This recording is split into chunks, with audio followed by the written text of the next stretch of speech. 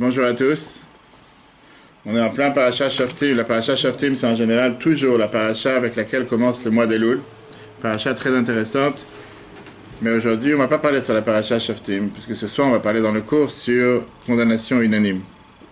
Qui veut dire, comment se fait-il, comment la Torah elle a mis en place ce système que seulement quand il y a au moins quelqu'un qui trouve quelque chose à dire pour défendre la personne, alors à ce moment-là, on va commencer à examiner si la majorité dit qu'il était coupable ou pas coupable pour le rendre coupable. Mais s'il y a une personne qui venait au tribunal et qu'il a une condamnation unanime, que tout le monde est d'accord pour dire qu'il est fautif, la personne n'était pas coupable. Ça, c'est comment fonctionne le système judiciaire juif. On en parlera ce soir longuement dans le cours. Mais aujourd'hui, on va s'arrêter plutôt sur le mois d'Elul. Le mois d'Elul, c'est un mois bizarre. Le mois d'Elul n'a pas les 5 acronymes qui viennent expliquer quel est le sens de ce mois. C'est surtout le fait qu'on te dit que tu as la chance d'avoir un mois pour réparer toute l'année. Et la question que j'ai demandé tout à l'heure, comment est-ce possible en un mois de pouvoir réparer toute une année? A priori, ça n'a pas de sens, c'est pas juste. Comment on peut dire parce que pendant un mois, quelqu'un va essayer de faire les choses correctement, quelqu'un qui ne fait pas l'office toute l'année, tu vas les faire pendant ce un mois, et automatiquement, la Torah elle dit, puisque pendant un mois, tu fais ce qu'il faut, toute l'année est réparée. Est-ce que c'est logique et est-ce que c'est normal? Réponse? Parce que c'est la fin d'une année et début d'une année, donc les deux ça combine. Et alors, en quoi tu as répondu à la question? Hein? En quoi tu as répondu à la question? Je dis que le début de l'année et la fin de l'année, ça fait Et comment un mois peut réparer toute une année? C'est un rapport à la Teshuvah. Justement, mais alors? Justement, pourquoi? On fait un effort. Hein? On décide de faire un effort, de réparer. Donc ça veut dire si toute l'année tu fais souffrir ta femme, et un mois tu décides de réparer, tu rachètes toute l'année? Exactement. Bah non, normalement non, ça se fait pas. Oui, mais lui il a dit que oui. Mais non, ça se fait pas. N'importe quoi. Si je la tape tous les jours, et pendant un Que mois, Dieu je la nous en tape pas, préserve. Si tu la tapes tous les jours, tu finis en prison. Tu n'as pas besoin d'attendre le mois de Loul pour... tu n'as pas besoin d'attendre le mois de Loul pour réparer quoi que ce soit. Qu'elle puisse témoigner. c'est ça. Il y a pas mal de coutumes pendant le mois de Loul. Première coutume, on a l'habitude aujourd'hui de commencer à sonner le chauffard depuis hier. Les Sfaradim sonnent le chauffard pendant les Slichot. Chez Chabad, on sonne le chauffard après la Tfila. Rabbi demandait qu'on sonne le chauffard à chaque fois qu'on réunit plusieurs personnes du peuple juif. On a l'habitude de rajouter les psaumes. On lit 3 psaumes par jour. Hier, on a commencé avec le psaume 1, 2, 3. Aujourd'hui, 4, 5, 6. Pour finir jusqu'au jour de Kippour. Shulchan Aruch nous dit qu'on a l'habitude de rajouter dans la Tzedaka pendant le mois d'Elul. C'est un mois propice et aussi appelé le mois de la miséricorde, Chodesh HaRachamim. On a l'habitude de faire vérifier les tefillin et les mezuzot, celui qui n'a pas fait vérifier récemment. Alors c'est vrai que d'après la halakha, on vérifie en général les tefillin et les mezuzot minimum une fois tous les 3 ans et demi. Mais dans le Shulchan Aruch, c'est écrit que beaucoup de gens ont l'habitude de le faire tous les ans pendant cette période. Et beaucoup de communautés ont l'habitude de dire les slichot pendant tout le mois. Slichot qui veut dire demander pardon. Explication, demander pardon pour tout ce qu'on a pu faire de mal toute l'année. Alors la vérité... Question? Non, j'écoute. Une des coutumes qu'on a l'habitude de faire pendant le mois d'Elul, c'est qu'on a l'habitude de rajouter un psaume dans la prière, qui est le psaume 27. Le psaume 27 commence avec la phrase « David Hashem ori veishi mimi ira, Hashem maos chaya mimi efrad » en français. Psaume pour David « Hashem, Dieu ori c'est ma lumière, veishi c'est mon sauvetage, mimi ira de qui je peux avoir peur, puisque Dieu est avec moi. Hashem maos chaya c'est la force de ma vie, mimi efrad de qui avoir peur ». C'est tout un psaume intéressant que le roi David a composé. Sauf que on va essayer de décortiquer ce psaume aujourd'hui. Pourquoi toutes ces phrases qui apparemment sont bizarres? Comme on l'a dit tout à l'heure, le Rabbi écrit dans Yom Yom, mais c'est connu dans la Chassidoute, comme quoi le mois d'Elul, c'est le mois du bilan. Alors comme n'importe quel, et d'ailleurs, le Rabbi écrit ça le 27 Menachem Av. De la même manière qu'un commerçant ou un chef d'entreprise qui a une société, il a le devoir de faire un bilan pour savoir faire un inventaire, savoir qu'est-ce qui se passe, qu'est-ce qu'il a gagné, qu'est-ce qu'il n'a pas gagné, qu'est-ce qu'il peut mieux faire. S'il ne fait pas un bilan, il ne sait pas où il va. De la même manière, on a l'habitude en général, et c'est d'ailleurs écrit dans Shulchan Aruch, dans le Tour Orachaim, que le mois d'Elul, c'est le mois du bilan sur toute l'année qui vient de passer. Toute l'année qui vient de passer, on a l'habitude de faire un bilan pour savoir qu'est-ce qu'on a fait de bien cette année, qu'est-ce qu'on n'a pas fait, qu'est-ce qu'on a raté, qu'est-ce qu'on peut mieux faire, et qu'est-ce qu'on doit arrêter de faire. Parce qu'un bilan, c'est dans tout, dans tous les domaines. Quel est le but du bilan? Le but du bilan n'est pas juste faire un bilan pour faire un bilan et on le laisse sur le côté. On fait un bilan pour savoir comment réparer ce qu'il y a à réparer. Est-ce qu'on a utilisé les forces que Dieu nous a données ou pas? Est-ce qu'on peut aller plus loin? Est-ce qu'on peut faire mieux? Et c'est pas est-ce, c'est le fait que Dieu nous donne une nouvelle année. et qu'on espère et qu'on prie tous les jours que Dieu nous donne une nouvelle année, on veut absolument pouvoir faire en sorte que la nouvelle année soit différente que l'année passée. Rabbi disait à chaque fois qu'on doit s'assurer que le lendemain soit meilleur qu'aujourd'hui. Si aujourd'hui on fait la même chose qu'hier, c'est un jour de perdu. Si l'année prochaine on fait la même chose que cette année, c'est une année de perdu. Si Dieu nous accorde une nouvelle année, automatiquement c'est parce qu'on veut faire plus, on veut faire mieux.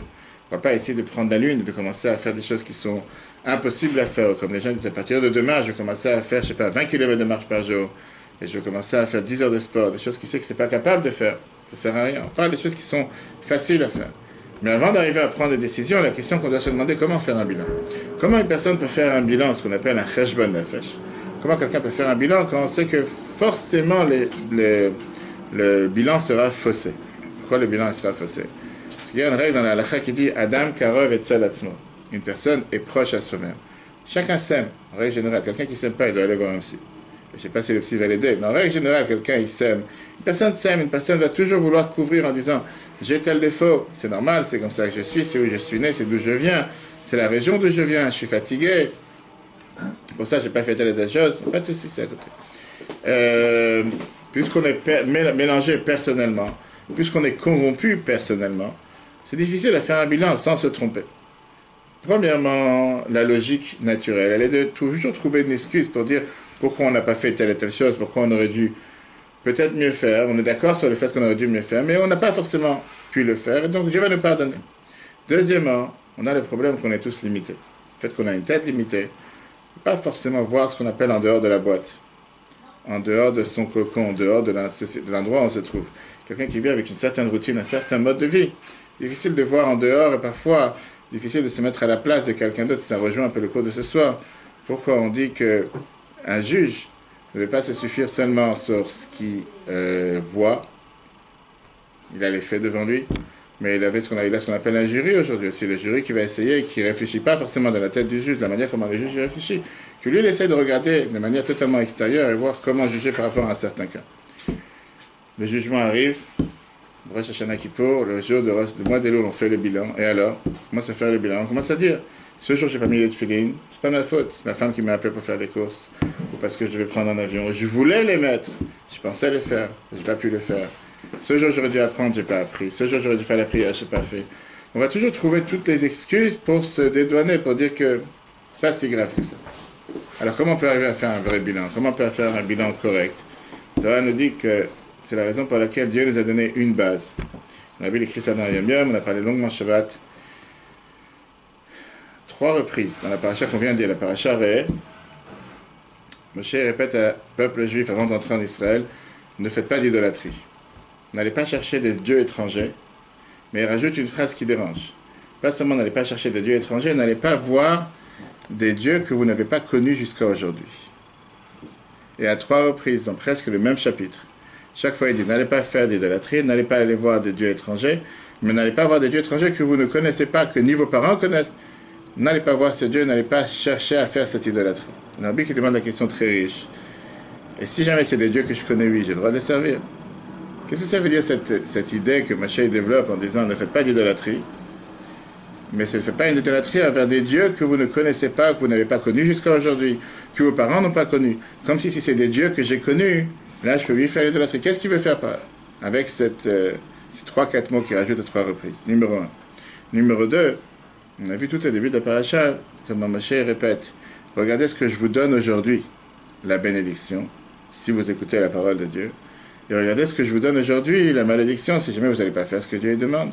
Mais à chaque fois, il répète, et c'est pour ça que je vous propose de faire aujourd'hui ce que Dieu demande, etc. Toujours avec ce mot aujourd'hui. Quand on prend le texte en hébreu, celui qui parle l'hébreu, c'est très bien qu'on dit donner au passé, c'est Nathan. Là, la paracha elle dit regardez ce que je vous donne aujourd'hui. Dieu ne donne pas la Torah aujourd'hui. On a reçu la Torah il y a 3331 ans. C'est quelque chose qui est ancien. Quel est le but? Pourquoi Moshe rappelle à chaque fois qu'il est en train de nous donner la Torah aujourd'hui? Et deuxièmement, à plusieurs reprises, et deuxièmement, pourquoi il vient faire allusion en disant à l'idolâtrie que vous ne connaissez pas, comme si ça peut laisser sous-entendre que si jamais c'est une idolâtrie que je connais, oui, c'est pas si grave que ça. Apparemment, si on n'a pas le droit de commettre l'idolâtrie, on n'a pas le droit de faire l'idolâtrie, quelle différence si c'est quelque chose de vieux ou quelque chose de nouveau? L'idolâtrie tout court, on n'a pas le droit de faire. Pourquoi Moshe a besoin de rajouter ces détails en plus? Quelle réponse? D'abord, doit être considéré, j'imagine, chaque jour recevoir la Torah. Mais c'est ça même, c'est la question. Ça, c'est une première Quel est le chose. but? Qu'est-ce que Moshe cherche en disant que ça doit être vraiment chaque jour? Ça doit être aujourd'hui. Et qu'est-ce qu'il y a si je fais aujourd'hui la Torah que j'ai reçue hier, ou que j'ai reçue il y a 200 ans, ou il y a 1000 ans? En quoi c'est différent? Il n'y a pas de relâche. On ne peut pas dire je l'ai fait hier et aujourd'hui je peux ne pas la faire. Parce que c'était hier que j'ai reçu. Quand on dit tu l'as reçu aujourd'hui, tu ne veux pas te dire. Ça, c'est un premier point. Deuxième point. Donc quel est l'avantage de dire j'ai reçu aujourd'hui? J'ai reçu aujourd'hui la Torah. C'est la même que- chose. C'est de nous faire réaliser que c'est au quotidien qu'on l'a reçu. Et alors? Pas de relâche. Donc l'ancienneté, ça compte pas. Je n'ai pas dit que ça compte pas. C'est que chaque jour, au contraire, en nous mettant, en nous sensibilisant sur chaque journée, ça nous permet tout simplement de nous rendre compte que chaque jour, on est surveillé au quotidien dans ce domaine-là, par Dieu et par nous-mêmes. Qu'est-ce que ça veut dire Pas de surveiller? relâche. Qu'est-ce que tu veux sous-entendre par surveiller?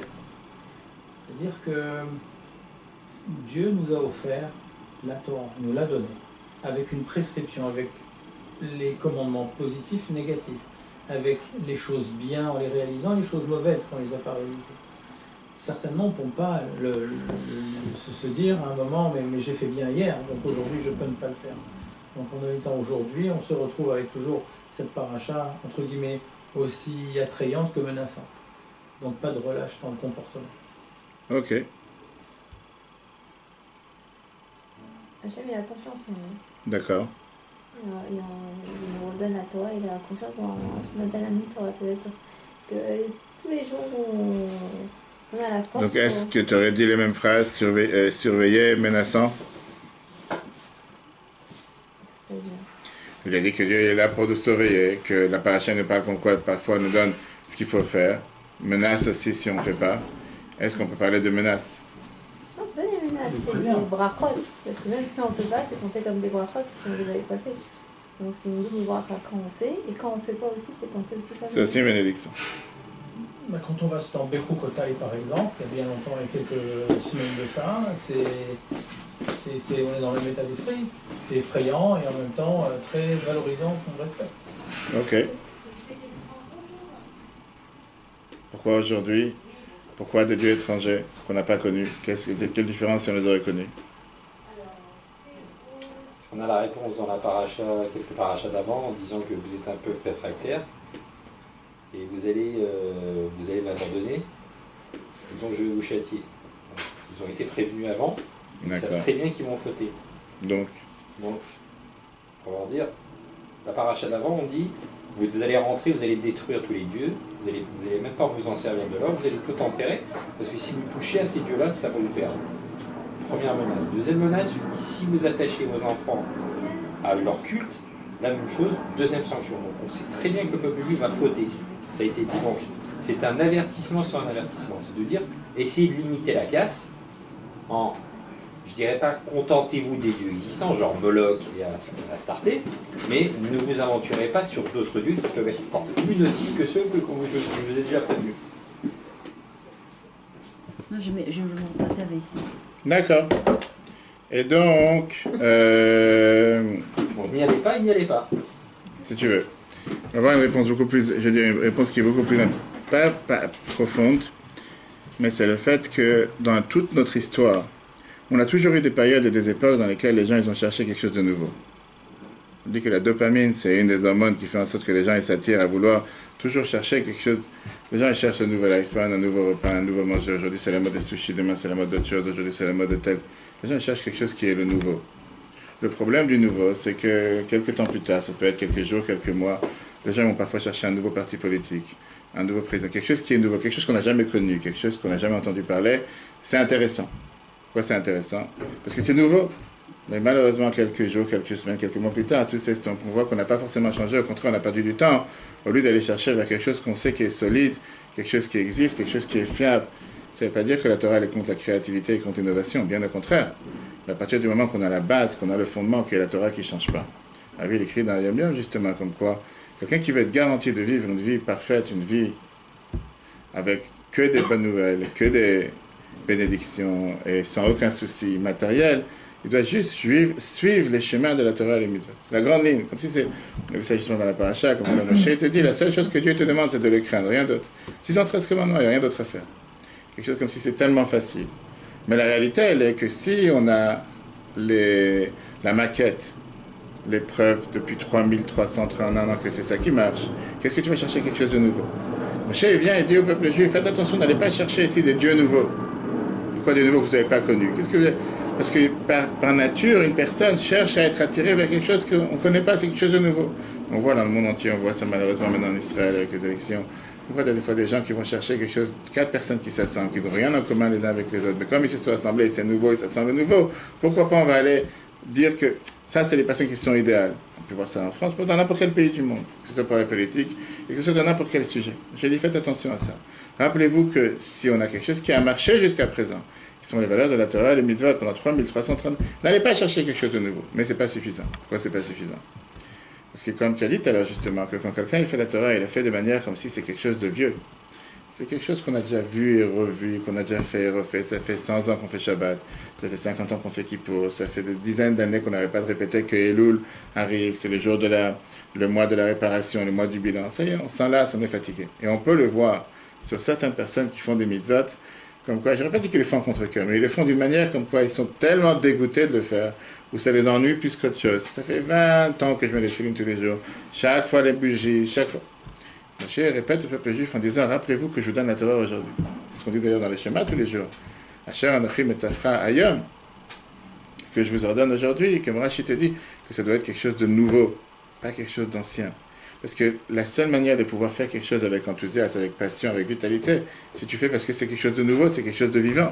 Pas si c'est quelque chose qui est fait parce que c'est dans le passé. Oui, on a reçu cet ordre il y a 2000 ans, ça fait 2000 ans qu'on fait Kippour.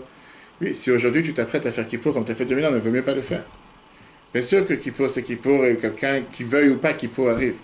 La Torah te donne cette possibilité avec le mois de Lou de prendre conscience. Dieu te donne aujourd'hui la possibilité de réparer, d'effacer tout ce qui a pu être fait pas correctement l'année dernière. Mais à partir du moment que tu prends conscience que c'est quelque chose qui se fait aujourd'hui, pas de toutes les façons, l'année prochaine j'ai encore un Elul, l'année dernière j'avais encore un Elul, de toute façon c'est la routine, ça revient, c'est la norme, je me mets dans le mode Elul, comme tu le mets aujourd'hui dans la voiture ou dans l'avion, sur les portages, je me mets en mode avion, je me mets en mode vibrant, je me mets en mode... Non, il n'y a pas à se mettre en mode Elul, on doit prendre conscience en se disant qu'on a la chance, qu'on a la possibilité, que malgré tout ce que quelqu'un a pu faire qui n'est pas forcément correct, on fait tous des erreurs tous les jours, parce qu'on n'est tous pas parfaits, je ne cache pas pour moi. On a le droit de faire des erreurs. À partir du moment qu'on apprend des erreurs et qu'on corrige des erreurs. Et ça, c'est la force du mois de Elul. La force du mois de Elul, c'est pour ça que Dieu dit au départ, Hachem, Ori, Dieu est ma lumière. Qu'est-ce que Dieu est ma lumière? Dieu vient nous éclairer. Il vient nous montrer en nous disant, c'est pas si grave, je sais très bien qui vous êtes. Comme il a dit tout à l'heure, Dieu sait qu'est-ce qu'il a créé. Il sait quel être humain il a créé. Il sait comment on est vulnérable. Il sait comment on peut fauter. Il sait comment on peut faire des erreurs. Mais après, Hachem, Ori, Dieu vient et te dit, Yeshi, c'est aussi notre sauvetage. Il est là pour nous aider à surmonter les épreuves. Et c'est ce qu'on dit tous les matins dans la prière. Altevienu l'iden isayon. On demande sans arrêt à Dieu de ne pas nous amener à l'épreuve. Si jamais on a une épreuve, si jamais on a une difficulté, si jamais on est tombé, pas grave, faut pas s'alarmer. C'est pas la fin du monde. C'est pas la foudre qui va tomber sur la tête, c'est pas les plus grands coups qui vont tomber sur la tête. Au contraire, Dieu est là avec nous pour nous aider à surmonter cette épreuve, à remonter après une difficulté, à remonter après qu'on a eu un moment difficile. Pourquoi? Parce que les versets continuent en disant pas seulement que Hachem arrive et ici, Dieu il est ma lumière, et Dieu il est mon sauvetage. On a vu après Mimi et frère de qui je dois avoir peur. Bien sûr qu'on a peur que de Dieu, mais à part ça, rien d'autre. De toutes les façons, c'est Dieu qui dirige la planète, c'est Dieu qui dirige le quotidien de chacun d'entre nous. Et puisqu'il dirige le quotidien et la planète de chacun, qu'est-ce que tu as besoin d'avoir peur? Peur, ça ne va rien changer. Si tu sais que Dieu veut seulement notre bien, et si on sait que Dieu se garantit qu'il n'y aura que du bien pour nous, on a juste à suivre le chemin qu'il nous demande. Et automatiquement, on va tomber, s'assurer que les choses se passeront de la meilleure manière possible. Puis Rabbi l'écrit dans cette lettre qu'il a écrite en 1970. Quand arrive le mois de Elul, ce n'est pas juste encore une page du calendrier qu'on a déchirée. Ce n'est pas juste encore une page du calendrier qu'on a changé en disant maintenant, on a fini les vacances, comme on a l'habitude de dire que pendant le mois de Elul, le roi se trouve dans les champs. Dieu vient à notre visite. Alors, il y en a qui disent que puisque pendant juillet et août, les gens ils étaient dans les champs, maintenant c'est à son tour à Dieu de descendre dans les champs. Les gens étaient en train de se promener pendant juillet et août, maintenant c'est Dieu qui se promène. Qu'est-ce que ça veut dire que Dieu est dans les champs? Dieu est la proximité. Pourquoi on considère ce mois un mois de miséricorde? Parce qu'on dit que Dieu il est beaucoup plus abordable, beaucoup plus proche de nous que n'importe quel autre moment de l'année. À tel point que la Bible écrit plusieurs fois que celui qui doit déménager, c'est bien qu'il déménage au mois de Elul. Faire une opération, quelque chose de médical, qu'il fasse au mois d'Elul. Les mariages, on fait au mois d'Elul. C'est vrai qu'il y a deux approches, il y a des courants différents. On sait que dans le peuple juif, il y a un courant qui a l'habitude que quand arrive le mois d'Elul, il ne fait aucun mariage. Pourquoi ils font aucun mariage? Parce que comme c'est un mois de crainte, un mois de peur, un mois de préparation, on va savoir ce qui peut nous arriver à Rosh Hashanah Kippour. On n'a pas le droit de se réjouir. Mais la Chassidoute vient nous montrer qu'au contraire, c'est un mois de miséricorde, un mois de joie. C'est un mois dans lequel on fait tout ce qu'on peut pour les différents détails qu'on a dit tout à l'heure. Vérifier les tefilines, mettre la tzak. Ça, c'est des détails qui font qu'on veut s'assurer pour que la nouvelle année soit une bonne année. Mais à partir du moment qu'on a pris conscience que c'est quelque chose qu'on reçoit aujourd'hui, Dieu est avec nous, il nous donne les forces de pouvoir le faire. Et si jamais on est tombé, c'est pas si grave que ça. Ça ne veut pas dire que, comme on m'a dit la semaine dernière, si c'est comme ça, autant faire des erreurs tous les jours. De toute façon, dans le modèle qui arrive. De toute façon, on peut en profiter, Dieu va nous effacer. Ça va te dire clairement qu'on n'a pas le droit de dire je vais faire une erreur et que Dieu va réparer. Parce que ce sera plus difficile de réparer. Pourquoi casser pour réparer? Fais attention de ne pas casser. Mais si jamais on a cassé, si jamais on a fait une erreur, pas si grave. Ça, c'est point numéro 1. Point numéro 2. Comment un seul mois peut réparer toute une année? C'est pas logique. Alors, c'est vrai qu'on n'attend pas le mois de Elul pour réparer. 3 fois par jour. Dans la tefila, on n'arrête pas de demander slach lanou, on demande à Dieu de nous pardonner nos erreurs. Le soir, avant de dormir, dans le schéma qu'on fait, on demande aussi encore une fois à Dieu de pardonner les erreurs qu'on a fait dans la journée. Jeudi soir, en général, on répare les erreurs qu'on a fait toute la semaine. La veille de Rosh Chodesh, certains ont l'habitude de faire ce qu'on appelle un petit kippour, Yom Kippour Katan. Certains ont l'habitude de faire des prières particulières, certains ont l'habitude de jeûner pour réparer ce qui a été fait dans le monde. On n'attend pas le mois de Elul pour réparer. Comment alors ce mois de Elul peut transformer toute une année? Sur ça, il y a une histoire intéressante que la Gemara nous raconte. À la fin du livre de Yoshua, le livre de Josué, merci. La phrase était dit comme ça: les ossements de Yosef qu'on a fait venir d'Égypte, que le peuple juif a fait venir d'Égypte, on a enterré à Shrem, Naplouse aujourd'hui, dans la partie du champ que Yaakov il a acheté de Hamor à Vishrem. Le verset dit que le peuple juif a fait monter ses ossements d'Égypte. Yosef a vécu en Égypte, le vice-roi d'Égypte, décédé en Égypte, en sortant d'Égypte, on a fait sortir ses ossements pour les enterrer comme il a voulu en Israël, etc. Mais la Gemara te dit c'est pas juste. Parce que la Torah elle-même te dit que c'est qui a fait monter, qui a fait sortir les ossements de Yosef d'Égypte. Vaikach Moshe Tatmat Yosef. C'est Moshe qui a pris les ossements de Yosef. C'est pas le peuple juif. Alors comment ça se fait que Yoshua, Josué, il vient et il te dit que c'est Yosef, c'est le peuple juif qui l'a fait. C'est Moshe qui l'a fait ou le peuple juif? Pas 36 000 personnes qui l'ont fait, c'est ou l'un ou l'autre. La Gemara répond en disant, regarde la beauté des mitzvot par rapport à Moshe. Tout le peuple juif s'est occupé à l'époque à aller chercher le butin qu'il y avait sur la mer quand les Égyptiens ont traversé la mer Rouge. Et Moshe est occupé à faire une mitzvah, à aller chercher les ossements de Yosef. C'est très bien avec l'histoire avec Sarah Batasha, cette fameuse femme très âgée qui savait que son cercueil était dans le Nil et qu'il fallait qu'il remonte du Nil pour pouvoir sortir d'Égypte avec lui, etc. Alors, quelle est cette apparemment contradiction entre ce qui est écrit dans Yoshua et entre ce qui est écrit dans le Chumash? Vers le Midrash. Le Midrash nous donne une réponse très intéressante sur la paracha de la semaine dernière, la paracha de Ekev et 2 semaines. Il nous dit En a mitzvah nikret el al shem gomra. Une mitzvah est appelée seulement sur le nom de celui qui l'a fini. Celui qui termine une mitzvah, il mérite que toute la mitzvah est appelée sur lui.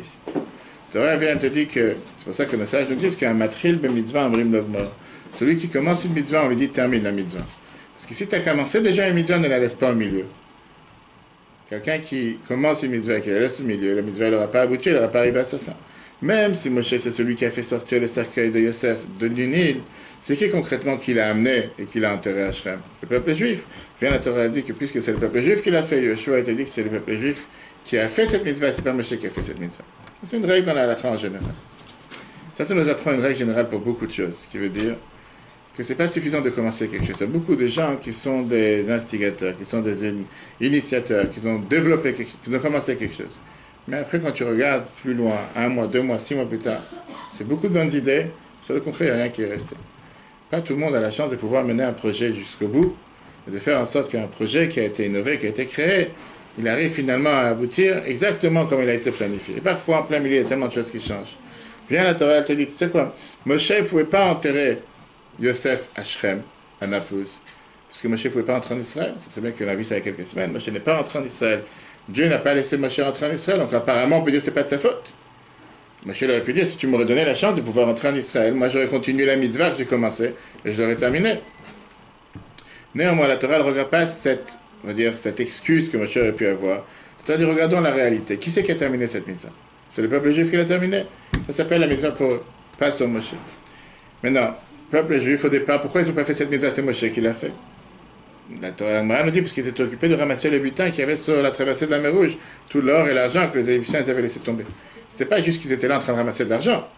C'était une mitzvah que Moshe leur avait dit d'aller chercher ce butin, que grâce à ça, après, ils ont construit le temple, etc. Néanmoins, on ne regarde pas ici quelle excuse Moshe aurait pu avoir, quelle excuse le peuple juif aurait pu avoir. On regarde qu'est-ce qui a fini la mitzvah, puisque c'est eux qui l'ont fini, c'est appelé sur leur nom. Qu'est-ce que cela veut dire par rapport au mois de Elul? Il a parlé plusieurs fois que notre génération, on est une génération méritante du fait qu'on est considéré comme un nain sur les épaules d'un géant. On est appelé la génération de Igvata de Meshicha, le talon de Mashiach. Pourquoi?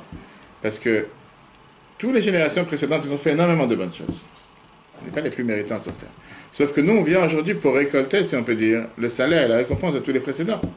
On vient aujourd'hui avec toutes ces générations précédentes, tout ce qu'ils ont amassé pendant des centaines d'années, des siècles, des millénaires, depuis le temps du temple jusqu'à nos jours. Tout ce qu'ils ont fait, aujourd'hui, nous sommes les derniers.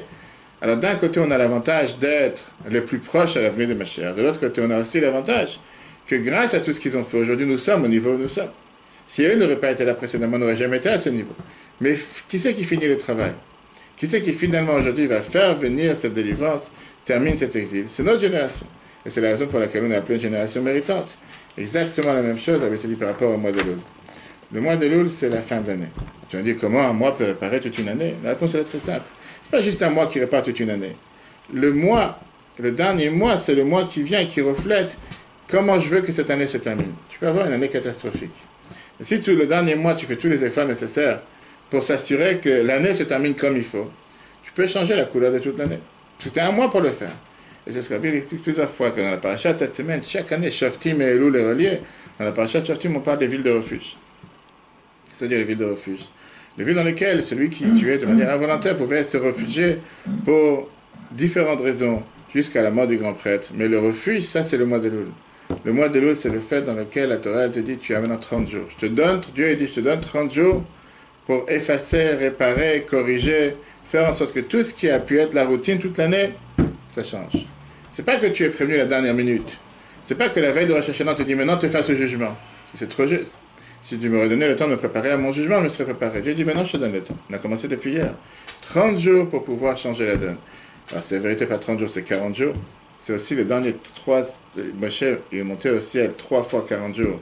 Une fois pour prendre le premier top de la loi, deuxième fois pour demander pardon, et la troisième fois pour le deuxième top de la loi. Et la troisième fois, c'était ces 40 jours. C'était depuis hier, premier Elul, jusqu'à Kippour. Kippour, il est descendu avec le deuxième top de la loi. Dieu te dit, je te donne ces 40 jours dans lesquels je compte sur toi pour pouvoir faire tout ce que tu peux pour changer n'importe quelle chose qui n'a pas été fait correctement cette année. À ce moment-là, on arrive à Shana Kippour préparé. Et c'est la raison pourquoi dans le Shulchan Aruch, c'est écrit qu'on n'arrive pas à Shana Kippour avec des pleurs et des larmes et des craintes de, je ne sais pas que vous avez tout à l'heure, de menaces, va savoir ce qui va nous tomber sur la tête. Au contraire, on est heureux, on est joyeux, on est garanti depuis le départ qu'on va réussir. Pourquoi? Parce qu'on a eu tout le mois de Elul derrière nous. Et on sait que ce mois de Elul, c'est un mois dans lequel on décide de changer et on change concrètement. Et c'est pour ça qu'on ajoute, que ce soit dans la prière, chauffard, tous les différents mitzvot. Mais à un niveau personnel, on se dit comment je peux faire en sorte que tout ce que j'ai fait toute l'année soit quelque chose de différent. Puisque le mois de Elul, c'est le mois qui termine toute l'année. Sur la terminaison, la fin, prend le nom de tout ce qu'on a fait dans l'année. Donc même si quelqu'un toute l'année n'a pas fait ce qu'il fallait, le fait que pendant le mois de Elul, il essaie de faire le meilleur possible, toute l'année est considéré qu'il a agi de la meilleure manière, comme la Torah nous dit par rapport aux ossements de Moshe de Yosef. Un mois important, un mois à pas négliger. Après, il y en a qui vont te dire pourquoi ils font les slichot pendant le mois de Elul, parce que comme juillet et août, ils sont amusés, ils ont fait beaucoup de bêtises, ils veulent essayer de réparer les bêtises qu'ils ont fait. Si c'est point de vue régime, point de vue autre chose. Ça, c'est pour certaines personnes. Mais en règle générale, c'est un mois dans lequel on te dit que les portes du ciel sont ouvertes. Le roi est dans les champs. Qu'est-ce que ça veut dire que le roi est dans les champs? C'est que toute l'année pour envoyer, pour parler à Dieu, c'est comme si tu envoies une lettre au président, il faut passer par différents ministres, il y a différents gardiens, et différents jusqu'à ce que tu peux une fois rêver que ta lettre elle est vraiment arrivée chez le président. Le mois de Elul, le président, le roi se trouve dans les champs que Dieu est souvent à notre proximité. Sans besoin de se prendre la tête, sans besoin de courir, il est à côté de toi. Il attend que tu lui donnes la lettre. Profitons pour le faire, profitons pour utiliser ce mois, pour faire le meilleur possible dans tous les domaines. Et à ce moment-là, on mérite tous d'avoir une très bonne année. Une année dans laquelle on est inscrit dans le livre de la vie, le livre du bonheur, le livre de la santé, le livre de la parnassa. Surtout que l'année prochaine, c'est l'année de la parnassa. Tafshin Pe, c'était Shnat Parnassa. Pas simple. Alors, il n'y a pas que Parnassa, on dit que c'est aussi d'autres qui veut dire la délivrance. Mais tout celui qui veut avoir la Parnassa, c'est la meilleure année l'année prochaine.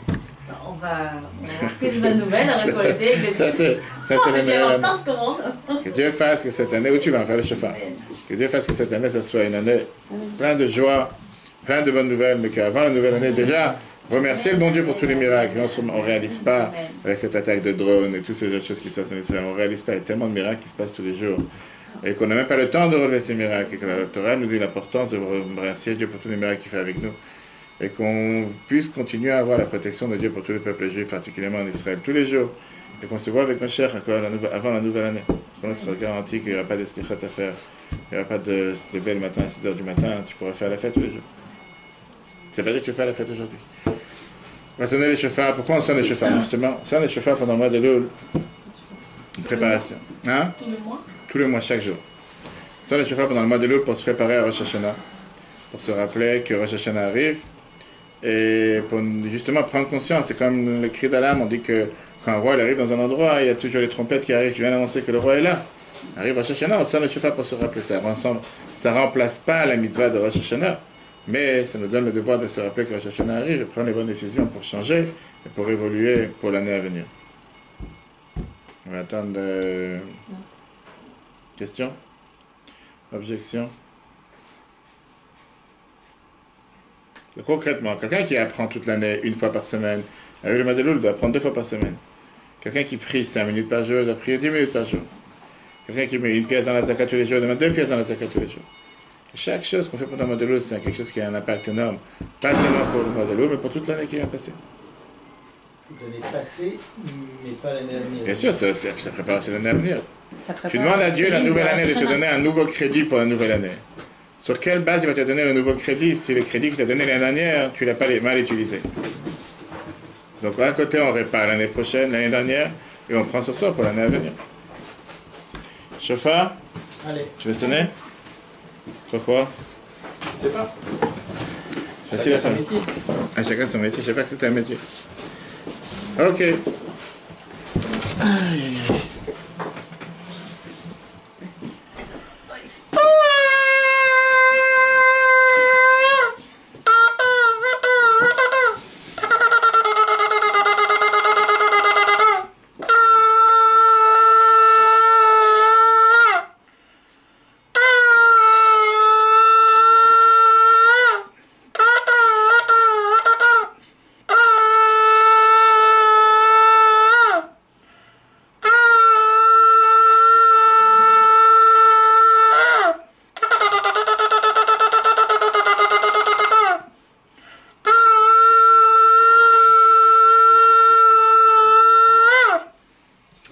Voilà, c'est pas de la vie, bonne santé.